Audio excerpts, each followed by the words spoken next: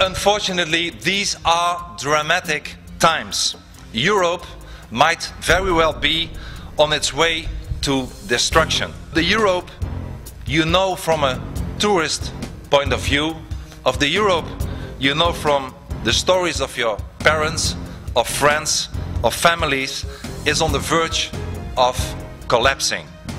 We are now witnessing profound changes that will forever alter Europe's destiny and might send our continent in what Ronald Reagan once called 1,000 years of darkness. The takeover of Europe is part of the global fight of Islam for world domination. Islam is a political ideology. Islam's heart lies at the Quran, and the Quran is a book that calls for hatred, that calls for violence, that calls for murder, that calls for war, that calls for submission. And the Quran asks and orders Muslims to kill non-Muslims. The Quran describes Jews as monkeys and pigs. تعرفي اليهود؟ بتحبيهم؟ لا ما بتحبيهمش ليه؟ كده عشان هم ايه؟ هم قردة وخنازير. عشان هم قردة وخنازير؟ مين قال عليهم كده؟ ربنا. قال عليهم فين؟ القرآن. قال عليهم في القرآن كده. The Quran is Allah's personal word, which leaves no room at all for interpretation. Therefore, ladies and gentlemen, there is no such thing as a moderate Islam. Sure, there are moderate Muslims, but there is no moderate Islam. Muhammad was a warlord, and in establishing Islam, he preached violence. He preached the slaughter of non-Muslims. He took part in 78 battles and slaughtered the Jewish tribe of Banu Qurayza. And Muhammad said, and I quote, "I have been ordered by Allah to fight against people until they testify that there is no God but Allah and Muhammad is his messenger." The purest joy in Islam is to kill and to be killed. And ladies and gentlemen, Muhammad's behavior and the Quran inspire until today jihadists from all over the world to slaughter innocent people, like in Washington, in New York, in Madrid, in London, in Amsterdam and in Mumbai. The truth is that Islam has always attempted to conquer Europe, and it has done so for centuries. The Christian city of Constantinople fell, as we all know, in the 15th century.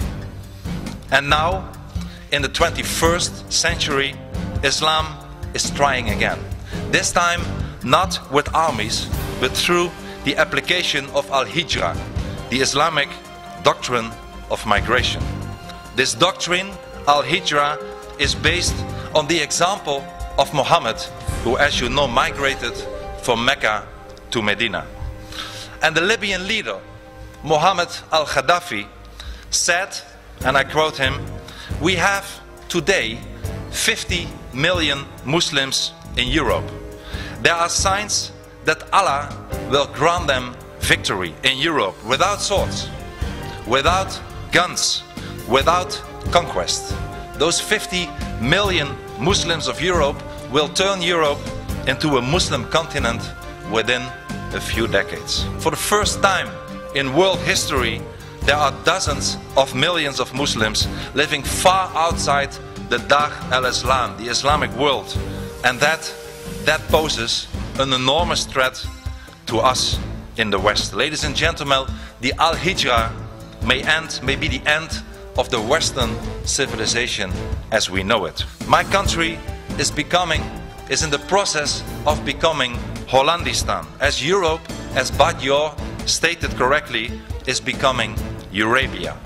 And let me give you a few examples. Only 12% of the German Muslims see themselves more Germans than Muslims.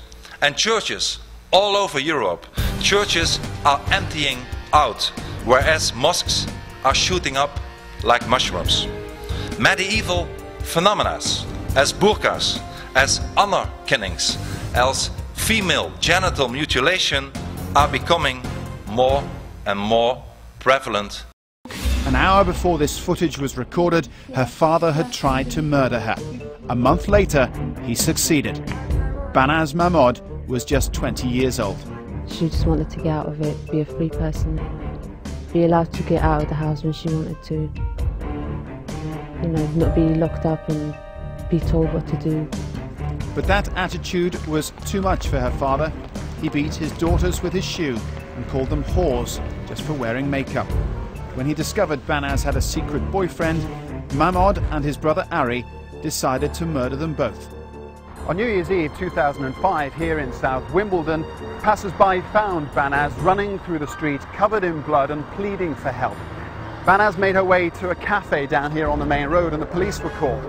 PC Angela Corns was the first officer in attendance. Now, PC Corns was unsympathetic when Banaz told her how she'd been plied with brandy and how her father had then tried to kill her. Instead, PC Corns wrote in her notebook that Banaz was being melodramatic. Banaz Mahmoud was strangled in her own home, her body crammed into a large suitcase. It was then transported north to Birmingham and buried in a hole 5 feet deep in the back garden of this house. It was 3 months before her body was found.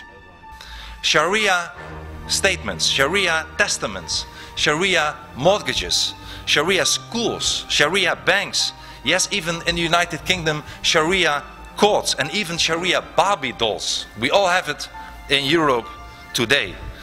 And then I have not even mentioned that, for instance, in Denmark, in the capital of Denmark, Copenhagen, 70% of the crimes are committed by Muslims. Ladies and gentlemen, we let in the Trojan horse. And allow me to give you a few examples that it's also happening not only in Europe but also in your country, in the United States. Muslim taxi drivers in Minneapolis airport have already refused more than 5,000 passengers because they were carrying alcohol. Muslim students are demanding separate camping housing. Muslim women are demanding separate hours in gyms and in swimming pools. Schools already here in the United States have been banning Halloween and Christmas celebrations. Schools are taking pork off their cafeteria menus to avoid Muslim students, to offend them. Ladies and gentlemen, please be aware that everything I mention is just the beginning. If things continue like this, you will have the same problems as we currently have in Europe. If we do not stop the Islamization, we will lose everything. We will lose our identity, we will lose our culture, our democratic constitutional state, our freedom, and indeed our civilization. And in Europe, we are already losing the right of free speech, the right to criticize Islam. Ladies and gentlemen, there is one Western country that has been forced to fight the forces of jihad for its values since the beginning, the very first day of its existence. And that is the State of Israel. I love Israel. However, in Europe, being pro-America and being pro-Israel makes you almost an endangered species. But Israel, ladies and gentlemen, is a beacon of light in an area, the Middle East, that is pitch black everywhere else. Israel is a Western democracy. Very important point I want to make for you. The so-called Middle East conflict is not about land at all. It is not a territorial conflict. It's a conflict about ideologies. It's a battle between Islam and freedom. It's not about some land in Gaza or Judea and Samaria. To Islam, the whole of Israel is occupied territory. They see Jerusalem and Haifa as settlements too. Islam forces Israel to fight. And Israel is not just fighting for itself.